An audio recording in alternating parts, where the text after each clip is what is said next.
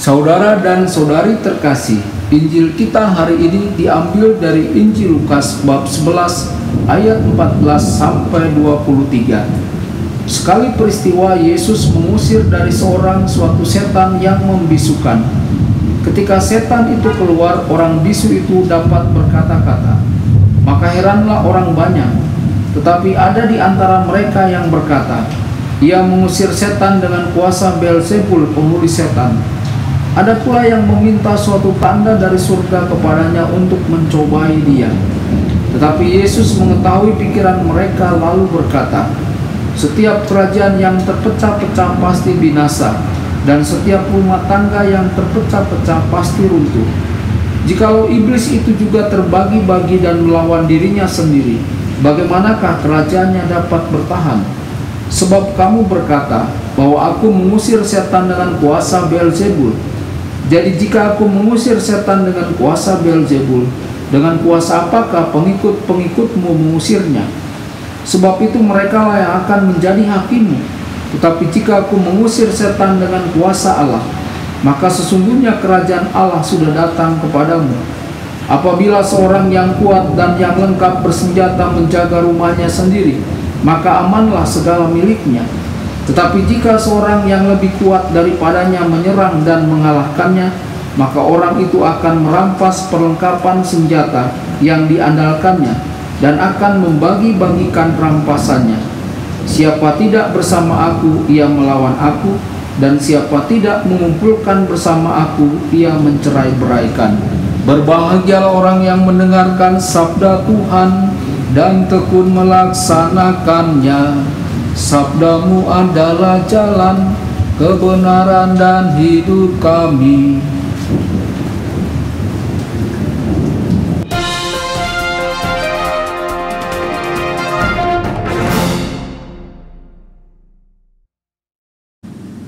Saudara dan saudari terkasih dimanapun Anda berada, jumpa lagi dengan saya Romo Tedens dalam saluran Warta Kabar Sukacita. Semoga Anda semua tetap dalam keadaan sehat dan bahagia. Saudara dan saudari terkasih, Injil kita hari ini diambil dari Injil Lukas bab 11 ayat 14 sampai 23. Dalam renungan kali ini, kita memohon agar Tuhan memberikan kekuatan kepada diri kita dalam menghadapi godaan atau kesulitan hidup. Semua untuk kemuliaan Tuhan. Saudara dan saudari, ketika Yesus melakukan mukjizat dalam Injil kali ini, orang banyak menjadi takjub. Mereka kagum dengan apa yang telah Yesus lakukan. Tetapi tentunya mereka juga heran dengan apa yang dikatakan orang bisu itu. Kita tidak mengetahui apa yang dikatakannya.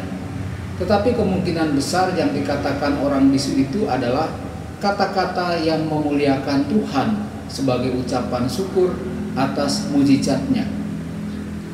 Yesus menganugerahkan kesembuhan kepada orang bisu itu, sehingga ia dapat mendengar dan berbicara, dan dia bisa memuliakan Tuhan penciptanya. Dalam hidup kita, apakah kita berusaha untuk memuliakan Tuhan atas keajaiban ciptaannya dan semua hal baik yang telah Ia lakukan untuk kita? Kebenaran atau kebohongan? Musuh Yesus tidak dapat menyangkal mukjizat yang baru saja Yesus lakukan. Mereka malah menuduh bahwa Beelzebul lah yang mengadakan mukjizat itu. Iri hati menguasai akal sehat mereka. Iri hati selalu berusaha menghindari kebenaran. Mereka meminta tanda atau mengajukan tuduhan palsu. Yesus membalas alasan iri hati dengan logika sederhana.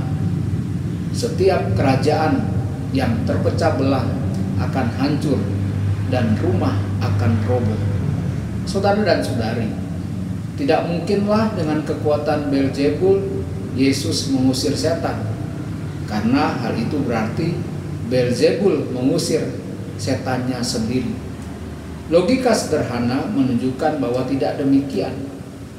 Apakah iman kita membantu diri kita membedakan antara kebohongan yang kita dengar dan kebenaran?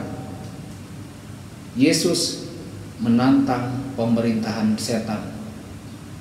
Orang kuat yang Yesus bicarakan adalah iblis. Dia mengawasi umat manusia di bawah kendalinya sejak kejatuhan Adam dan Hawa. Tapi Yesus lebih kuat dari iblis, dan Yesus datang untuk mengalahkan iblis dan memenangkan kembali darinya apa yang telah diambilnya. Yesus menghancurkan kejahatan, kebencian, kemarahan, nafsu, dan egoisme. Yesus menebus umat manusia dari cengkraman si jahat. Saudara dan saudari, dapatkah kita sungguh mengakui bahwa kita beriman kepada Tuhan dengan sungguh dan bahwa Tuhan benar-benar mendatangkan kebaikan meskipun ada bencana alam atau niat buruk dan tindakan orang lain termasuk iblis itu sendiri?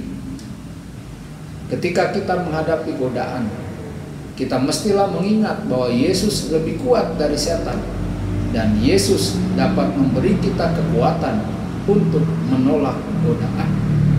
Saudara dan saudari, semoga melalui firman Allah pada hari ini iman kita semakin dikuatkan. Tuhan Yesus memberkati dan menyertai Anda semua. Sabda Allah adalah kebenaran. Sabda Allah adalah kehidupan. Mari kita mencintainya, mari kita menghayatinya.